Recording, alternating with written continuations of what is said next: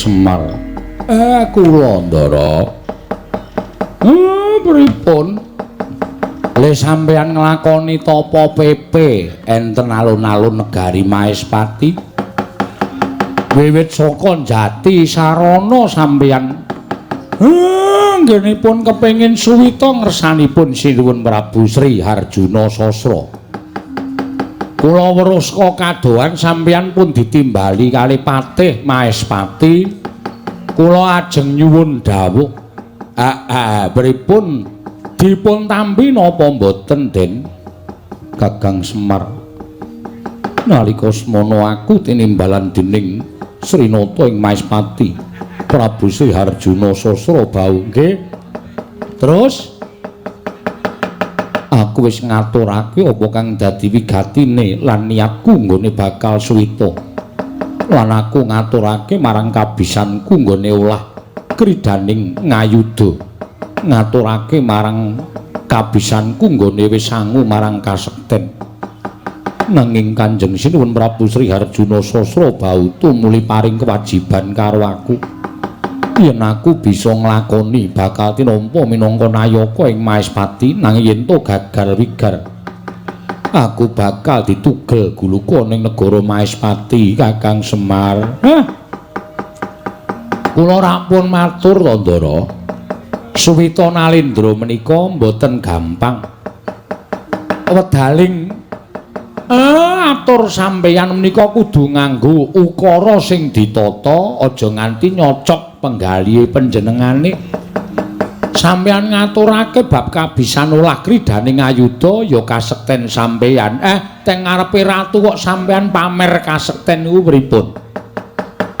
Mula ya ora aneh tumuli Sinuwun Prabu Sri Harjuna paring kewajiban karo sampeyan. Niku merga sampeyan wis pamer kabisan ngersaning Sinuwun Prabu Sri Harjuna. Aja kesusu. Mula sabab atur sampeyan sing kados mengaten menika kala wau menika mangke manah pandakwanipun Sinuwun Prabu Sri Harjuna. Panjenengan sinengguh wong sing seneng pamer, seneng kesusu selak dingerteni kabisan sampeyan. Apa-apa niku supaya dingerteni kabisane, kepinterane menika anut wanci, anut lelabuhan. Mboten kok terus pamer kula iso niki, kula iso kaya ngeten, kula iso kaya ngono. Nek urung dibuktekke sapa wonge sing ajeng percaya. Iya, Kakang Semar nggih. Terus pripun? Aku ki nek nyingkirake wadya 1000 negara ingkang ngepung negara ing Magoda. Nanging welinging Sri Harjuna Sasra bau sanata ing Maespati. Bebasane ngluruh tanpa bala, menang tanpa ngasorake. Bambang Sumantri kadhawan ngundurake wadya bala 1000 negara, nanging siji wae aja nganti ana ingkang dadi banten. Kakang Semar, wiwit saka kedaton nganti tekan kene, ndak olak-alik rasaku apa ana ing atase wong perang tanpa nganakake bebanten. Mongko utamaning wong perang mono petungane mung siji, mati, loro mukti. Sing mati ya bakal tekaning pati, sing mukti bakal menang jroning peperangan. Apa ya kelakon aku nyingkirake wadyabala 1000 negara mongko tanpa memateni siji wae. Iku ingkang dak petung abot. Kakang Semar. Lah niku ketoke ming seklimah ngendikaning Sinuwun Prabu Sri Harjuna Sasra bau ning nek tumrap sampeyan sing ajiwa satriya niku angel digayuh. Ngluruk tanpa bala, menang tanpa ngasorake. Niku tembung ketoke ming sepele nek dilakoni pancen angel. Lho. Padha karo jajan ora mbayar ya, Tru. Nembung tanpa ngucapke menune. Mangan tanpa sendok. Rampung tanpa mbayar kuwi ya angel. Kuwi jenenge utang. Iya. Bener kok. Nek ya tembuke Sinuwun Prabu Sri Harjuna Sasra kuwi ya jero banget, jero. Mula Ndara Sumantri mula bingung penggalihe. Aku kudu kepiye, Kakang? Yen to kateman aku ora bisa ngundurake Nalendra 1000 negara baliku marang Maespati.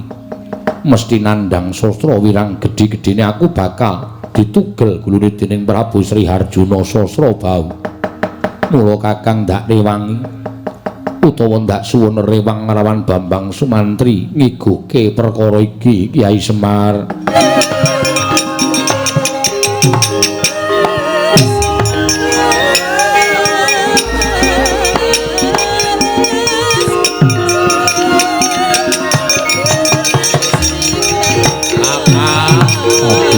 Adikku Sukosono.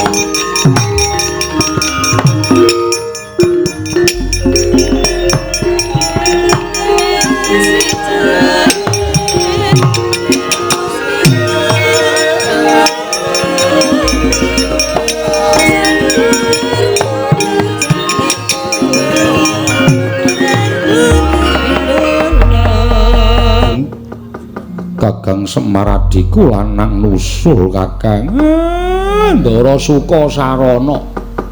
Wah, pancen bocah ora iso ditelapke. Wo, Ndara Sukasarana nusul terus. Heeh. Tuyule nusul terus.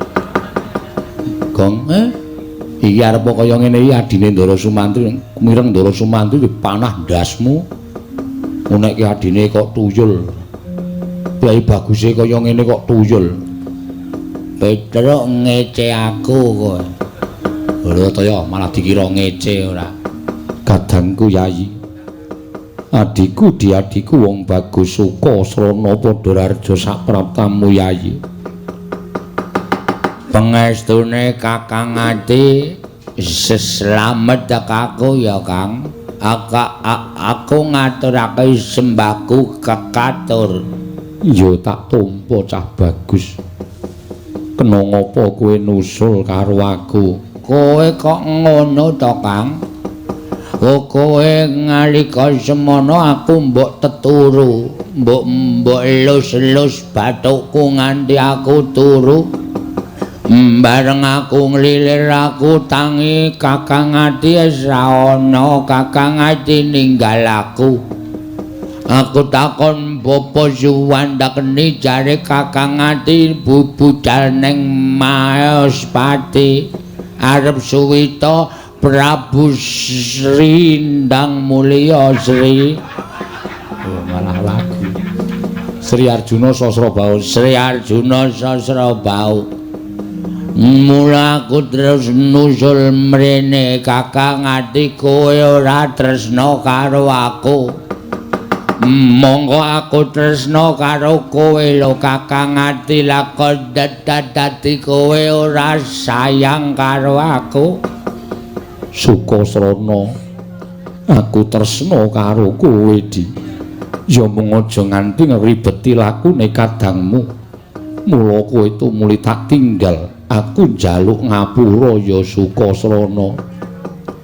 Ora dadi ngopo Kang, aku ki ora rembebeta kowe le suwita. Nek kowe isin duwe adi aku engko tak ora ngetok Kang, aku ora apa-apa ning aku ora ado-ado karo kowe Kang, aku ora iso nek kon ado karo Kakang Ati. Iya Yayi. Aku ora bakal ninggal kelawan si Adi. Temenanan ya Kang. Iya. Ora apusi aku to Kang. Ora cah bagus. Wong rupane kaya ngene kok tresnando Kakangne luar biasa ya, Tru. Ah iya. Nusul mrene kok. Ah iya. Kakangne bagus kok adine kaya totok uwak kaya ngono. Sukasarana ya Kiswan. Ah iya. Kakangne Kakang Mantri iki baguse ora jamak kok. Adine letek kaya ngono. Ya men ning ampuh. Ya ampuh pil karo Ndara Sukasrana. Kowe kok katon sedih to Kang, ora kaya biasane akeh ngendikane. Kowe apa ora ditampa lit dadi nayaka Maespati Kang? Ora perkara kuwi Sukasrana. La piye? Aku nampa dawuhing Prabu Sri Harjuna Sasrabau. Heeh. Gosik Sukasrana ngenteni mburi kelir leren li omong-omongan sik. Keseron banter banget. Lala iki do mepet kelir kok, Kang. Gek do omong-omongan perkara gawean, dadi aku malah seru pikiraku. Ya Sukasrana piye ngendikaning Prabu Sri Harjuna? Aku kon ngundurke ratu sewu negara kang ngepung negara Magadha. Lah kene meng kaya ngono. Kok kowe kok bingung wong Kakang Ati iki seseti mandraguna. Kakang Ati iki digdaya. Kok perkara ngundurke ratu sewu negara we bingung. Ana tembung ingkang gawe bingung pikirku. Tetembunge piye? Sumantri kowe ngundurke mungsuh bebasan ngluruk tanpa bala, menang tanpa ngasorake. Mongko ora entuk gawe pepati ratu siji wae sewu negara kang tekaning pati. Kepiye nggonku bakal tumandang Sukasrana. Mula sok neki ngejak adine ya, Kang. Iya. Lah aku ki tok jake ora tau arep ngridu uripmu, Kang. Iya. Arep kaya ngene iki aku sithik akeh iso tetulung Kakang Ati. Iya Sukasrana. Wis saiki kowe mangkat to. Mangkat nendi? Magadha no. Aku ketemu ratu sewu negara. Lha iya. Mengko piye nggone ngasorake ratu sewu negara supaya aja nganti ana korban. Lah dimu aku Sukasrana kon ngopo? Mengko tak ewangi kowe rasa kuwatir. Mengkono Yayi. Heeh. Mengko kowe sing maju, mengko sing nibani kekuatan supaya ratu kalah kabeh adimu Sukasrana, Kang. Adikku adikku. Jebul ti nemune gedhe dayane tumrapun Kakang nggone kepengin suwita marang ratu. Nanging maneh aku ora bisa nganti si Adi suwita marang Praja Maespati merga raganing si Adi ingkang sarwa kujiwa. Aku ora apa-apa, Kang. Aku kira apa-apa. Kowe dadi nayaka, aku mung dadi wong lumrah ngene iki aku ora masalah kok, Kang. Sing penting kakangku iso dadi nayaka Maespati.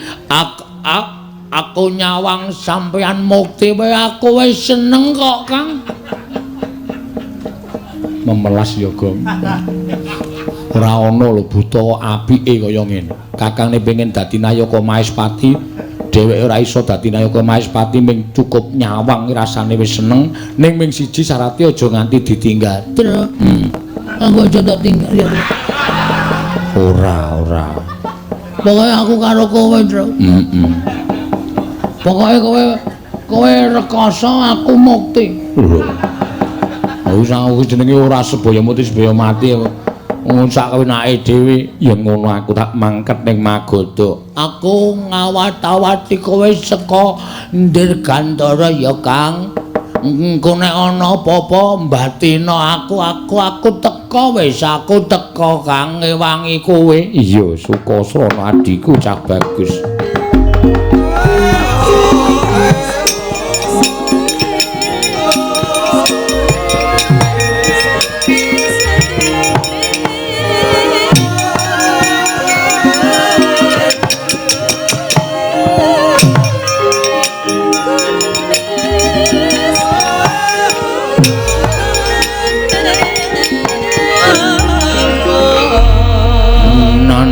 Gareng maju mrene.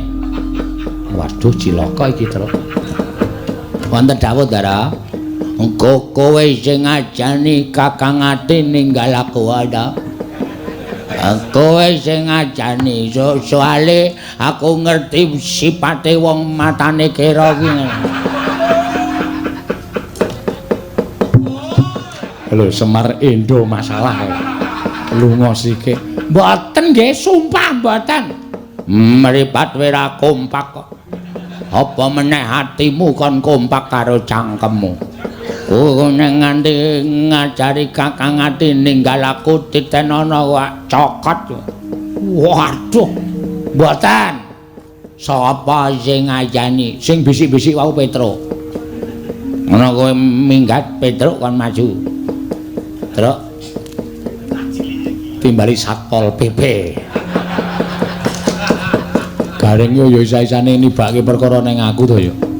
Petruk kowe sing ngajani Kakang Ati. Mboten, malah kula wau ngelingke Kakang Ati. Kakang Ati ndasmu njebluk kuwi. Sing entuk nyeluk Kakang Ati ki mung aku, kowe aja melu Kakang Ati. Anu Ndara Sumantri. Kula wau ben mesakake ngrayi. Terus Ndara Sumantri, Petruk, aku kudu tega karo adiku yen ora ngono ora bakal ditampa dadi Nayaka Maespati. Yakin sumpah. Kowe wani sumpah? Wani. Nek nganti ngapusi kowe kere selawase urip. Ora sah sumpahe wis kere. Kok dadak kere selawase urip ora. Nan la sing aja-aja sapa sing mboten seneng kali sampean niku. Mboten seneng kali sampean. Engkon maju rene. Gong, timbali Ndara. Kon ngapae? Entuk sangu. Gareng entuk sangu, aku entuk sangu kari kowe. Piye, Mas? Mbok cangkeme basa. Apik aku karo kowe. Kok kon basa? Apik aku dengkulmu melacat. Arep apik kowe kon nyepatani bisu selawase urip. Sing apik nek omong. Sampeyan iku ketok elek nek omong nyata. Nyemelangi ora. Kelingan ora arep njaluk pitik aku wingi kae. Aja niku tak senengi, engko sore mati gong, mati tenan. Wah, wong bentuke kaya pring petung ngene kok. Kowe sing ngajani Kakang Ati kon ninggal aku. Ora. Yakin aku ora ngajani. Angkeme ngece aku. Kejem tenan iki. Potol. Ponokawan nang anggere mengko ngajani Kakang Ati titenono. Kokonangan aku tak sepatani kabeh ora iso tetembangan. Aduh. Wah ora iso rabayu iki nang. Titenono wis kono nusula gareng karo Petruk. Aku sing tak curigai ke kowe sing tersangkane. Tunggu pembalasanku. Kirei ngece kowe ya. Gimana? Ndara Suwandagni iki kagungan putra kowe kok aneh-aneh sing siji bagus ora jaman sing siji kaya ngene. Ane kowe ya wis pesti kok. Ora ngrasani aku ndandang kono kowe minggat kono aku tak nusul Kakang Ati. Nggih. Ku anggere akon Kakang Ati ninggal aku titenono. Kakang Ati kakangku sing detak tresnani aku ning Dirgandara ya Kang nek ana apa-apa batina jenenge adimu Susuka Sarana aku mesti teka Kang mesti teka.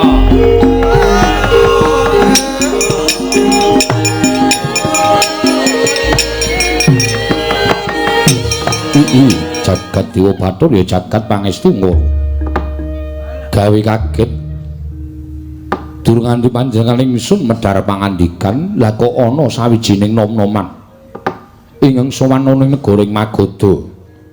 Bocah nom padha kanthi raja sapraptanira ana ngarsaning ingsun lan kowe kuwi sapa dene tanpa tinimbalan wani munggah ning batul ya negara Magadha.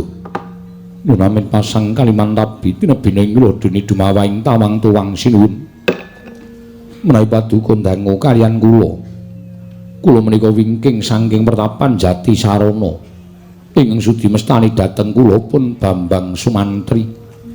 Wondene sowan kula menika dados pengawakaning Nalindra ing Maespati Prabu Sri Harjuna Sasrabau. Lho. Dadi pengawakaning Nalindra ing Maespati sinuwun Prabu Harjuna Sasrabau kasinggihan mekaten. Mugi andadosna ing kawuningan sinuwun. Nalika semanten Prabu Sri Harjuna paring dawuh kaliyan ngabdipun Bambang Sumantri bilih nampi nawala saking paduka Gusti kula sinuwun Prabu Citrasena ing Magoda bilih negari Magoda kinepung wakul binaya mangap Nalindra sewu negari ingkang badhe angayunaken ingkang inggih menika pepundhen kula ing Magoda pun Dewi Citrawati. Tumuli sinuwun Prabu Sri Harjuna utusan kaliyan ngabdipun Bambang Sumantri kula ingkang dados pengawakaning Nalindra ing Maespati kewajiban anundung dhateng Nalindra sewu negari miwah sak mangke ana tepi sayembara paduka Gusti kula Sanata sinten ingkang saged nyingkiraken Nalindra sewu negari badhe pikantuk triman inggih menika putri saking negari Magoda Gusti Ayu Citrawati.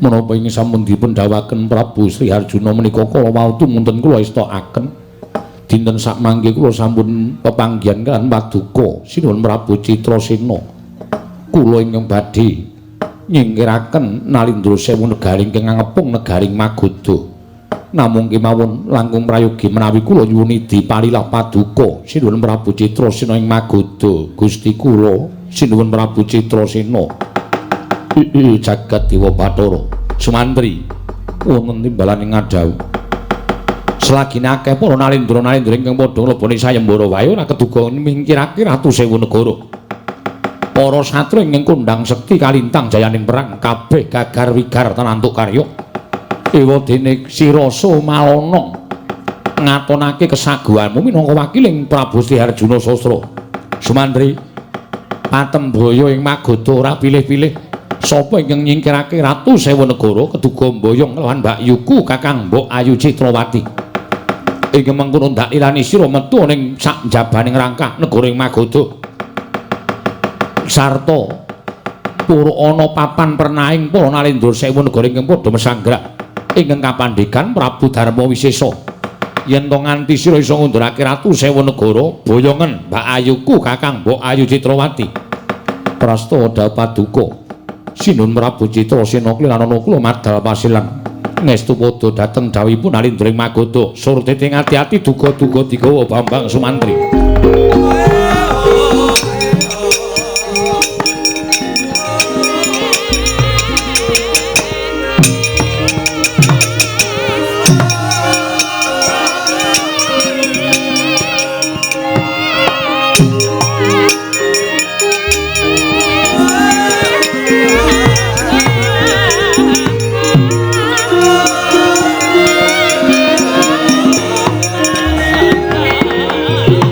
Ate wonten timbalan sinuwun kuwi lha dalah.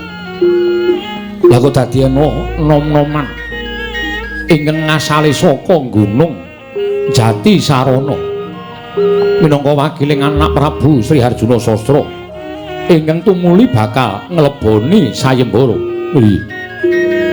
Mara coba tontonan kaya ngapa kriganing Bambang Sumantri ngestaken dawuh nyuwun pamit madal pasilan sinuwun Prabu Citrasena.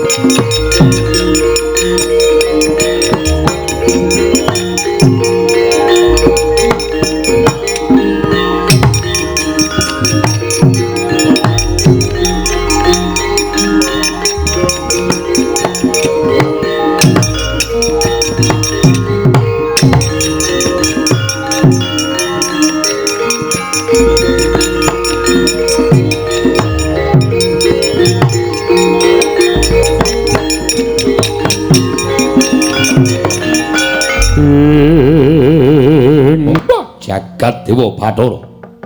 Yayi Darma Yaksa ana dawuh apa Kakang Darma Wisesa? Yayi Darma Kumbara ana dawuh apa Kakang? Yayi Darma Sucitra wonten timbalaning dawuh Kakang. Reng saja iki Ratu Sewu Negara jenenge nganggo Darma kabeh. Sing jenenge Darma Wisata ora ya ora ana. Darma Wisata ning ngisor Kretek ora ana. Ngisor Kretek ora.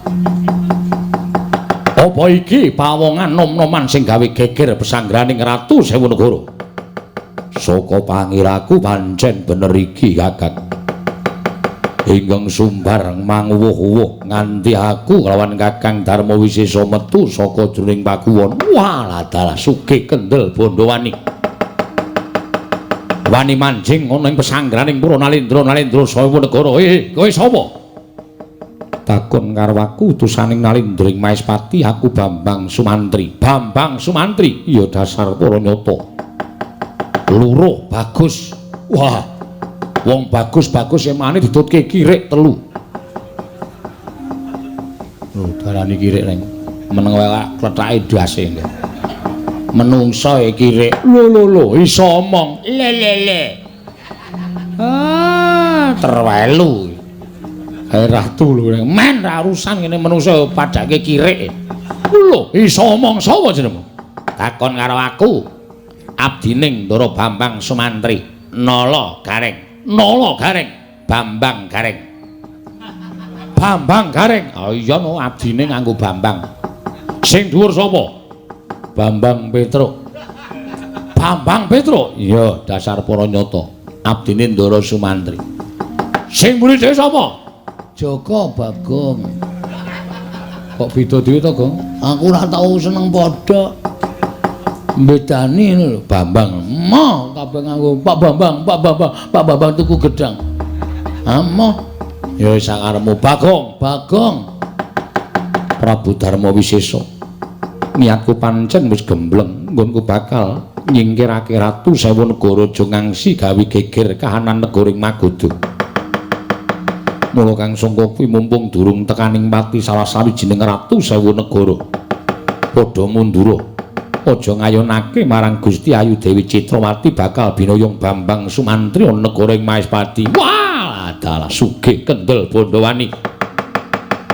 Sumuk nyawamu kowe wani nantang karo Nalendra Sewu Negara.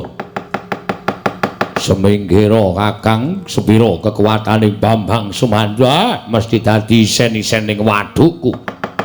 Hak tadah kala mangsa ora sakakan gunem tanpa gunayu kaya aku sing bakal tekaning pati. Kula terus minggah Koko Prabu bari kula ajar Bambang Sumantri kemewat gunemipun.